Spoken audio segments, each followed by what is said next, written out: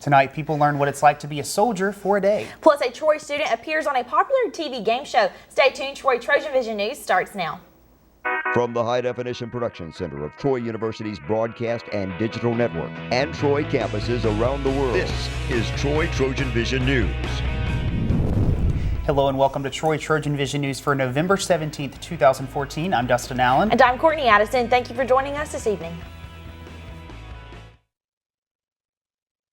Boots of a soldier this weekend as a way to help out veterans. The Troy for Troops Center and the Student Veterans Association held a ruckathon Saturday at the track and soccer complex. 6 teams of 6 people spent 6 hours walking around the track with a 20-pound rucksack on their back.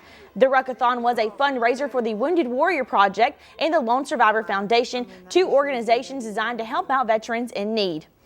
Organizers say participants traveled over 155 miles combined, and Lambda Chi Alpha Fraternity walked the longest, going 31.5 miles. The event raised a total of about $400, which will be split between the 2 charities.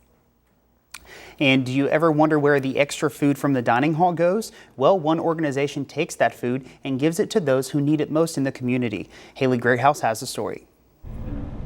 120 white plates filled a cooler ready to go out into the community.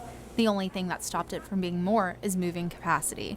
Troy University Campus Kitchens is finally in full swing. Campus Kitchens is a student-run hunger relief program that's run in conjunction with Trojan Dining.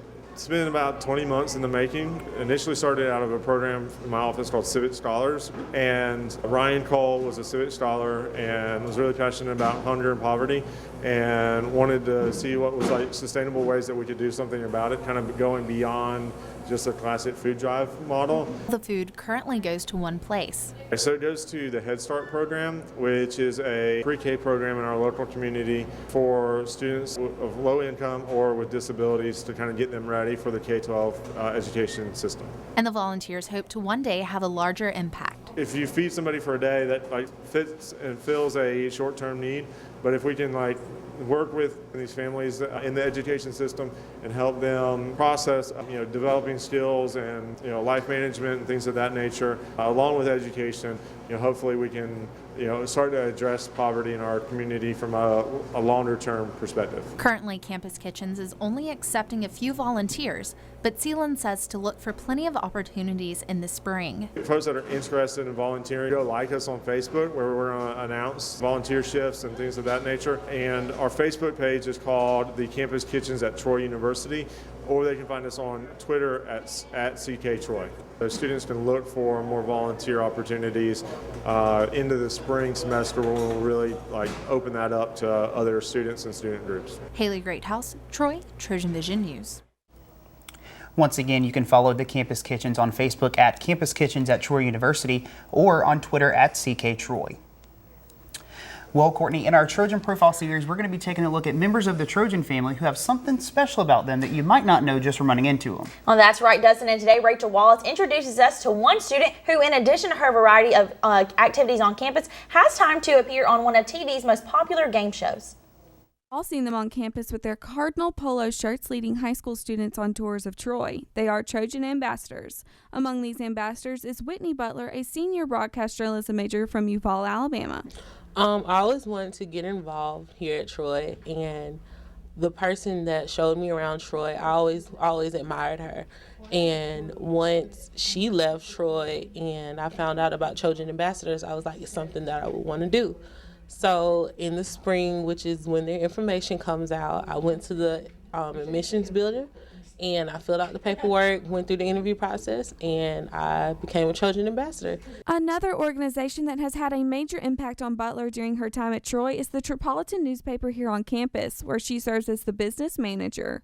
And my major role is to oversee the advertisements, the selling of advertisements, making sure that each week we have a good amount, well, I shouldn't say good, but a great amount of ads, so our paper can circulate throughout the university. Not only is Butler extremely active on campus, but she also has a personal experience most people only dream about. I'd say only a few people know, but I was on the show Family Feud my sophomore year here at Troy. It was one of the greatest experiences of my life. And it was the first year that Steve Harvey hosted it when he relocated from Orlando to Atlanta. So we were one of the first families to be on the show. As a graduating senior, Butler encourages all Troy students to step out of their comfort zone and get involved in different organizations on campus. Rachel Wallace, Troy TrojanVision News. We will continue our Trojan Profile series tomorrow with a Troy student who is an active participant in a relatively new sport. And now taking a look at news from around the state. In Moulton, authorities are searching for 2 hunters missing in the Bankhead National Forest in northwest Alabama. Officials hope to get a helicopter in the air today once the storms have passed, and they are also conducting ground searches for the 2 hunters as well. And out of Birmingham, temperatures plummeted across Alabama after storms left minor flooding and scattered damage across the state. Weather Service reports show that temperatures fell as much as 15 degrees from midnight until morning rush hour today, and forecasters say overnight lows could drop to the mid-20s as far south as the coast. And out of Montgomery, state officials say they've gained approval for nearly $10 million in projects aimed at restoring Alabama's coastline after the 2010 Deepwater Horizon explosion and oil spill. Governor Robert Bentley said today $9.6 million for 4 Alabama projects has been approved by the National Fish and Wildlife Foundation. And still to come on Troy TrojanVision News, the Troy men's basketball team will host the Ole Miss Rebels tonight. We'll learn more when Jacob Harrison joins us with sports. Plus, how many germs are you exchanging while kissing? We'll have more of that coming up. Stay with us. Researchers in the Netherlands are asking couples to lock lips in the name of science. I'm Alfonso Van Marsh in Amsterdam. That story coming up. We depend on our national forests for clean air, wood for our homes, and drinking water for millions of Americans. But now, our national forests are depending on us. Trees have been devastated by insects, disease, and fires. The Arbor Day Foundation asks for your help in replanting our national forests, because so much depends on what we do today. Visit arborday.org. See what we're doing. See how you can help.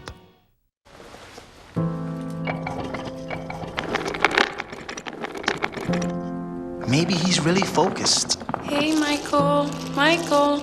Maybe he likes spinning the wheels. Maybe he just loves trucks. Maybe he's just being a boy.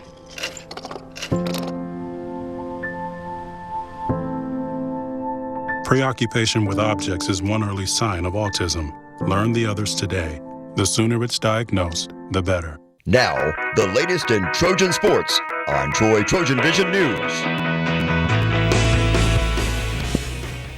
The Trojan football team picked up their 3rd win of the season against Idaho on Saturday, and it turns out that Montrez Kitchens picked a good day to become a human highlight reel.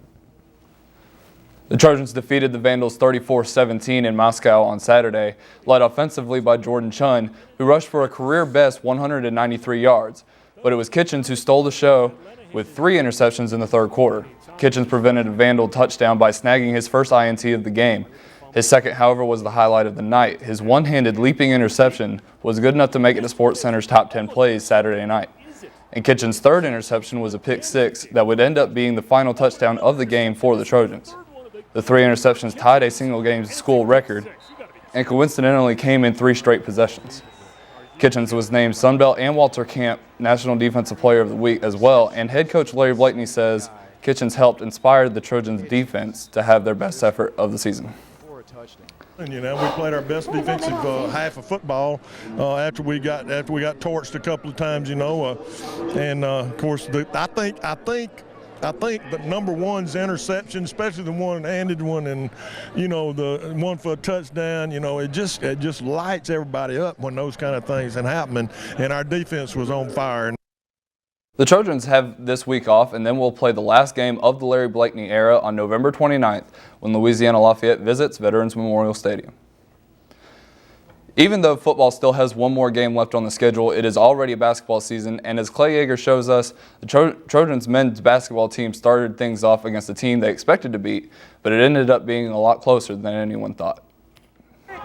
The Troy basketball team struggled against Brood Parker throughout the game Friday night.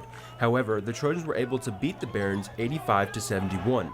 Head coach Phil Cunningham says the expectations got the best of his players. It was important to get a win, but we would like to have played better.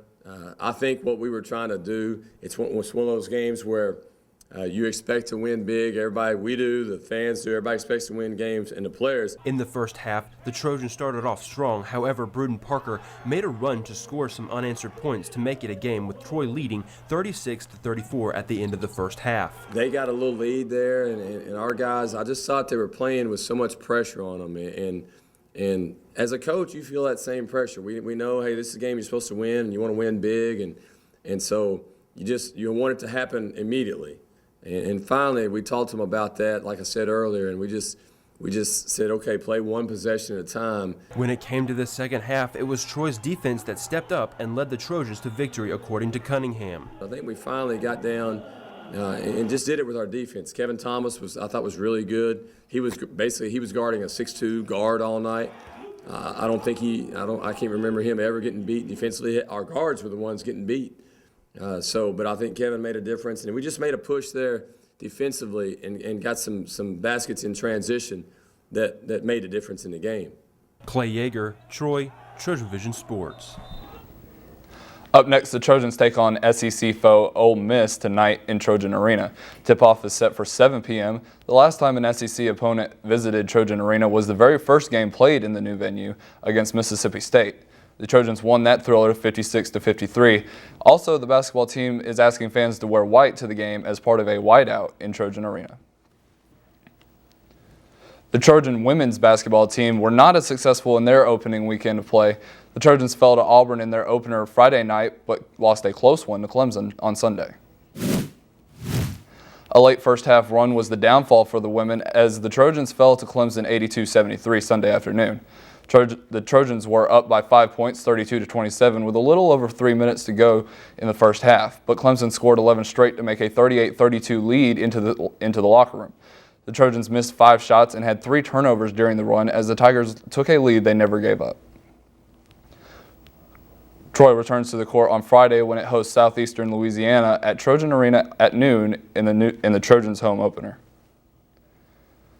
The Trojan volleyball team's woes continue as their losing streak stretched to 17 over the weekend. The last in that current streak came against the second-place team in the league. The Trojans fell to Texas State 3-0 on Saturday. Troy was led offensively by Simone Shaw, who recorded a team-high 10 kills. Defensively, Ali Dowdall led the Trojans with 13 digs. Troy had just 2 total team blocks, while Texas State recorded 11 blocks as a team. Brooke Smith led the way for the Bobcats with 6 blocks. The loss was the 17th straight for Troy. Troy returns to the court on Friday when it travels to Georgia State. Following that game, the Trojans will close their season at South Alabama on Saturday.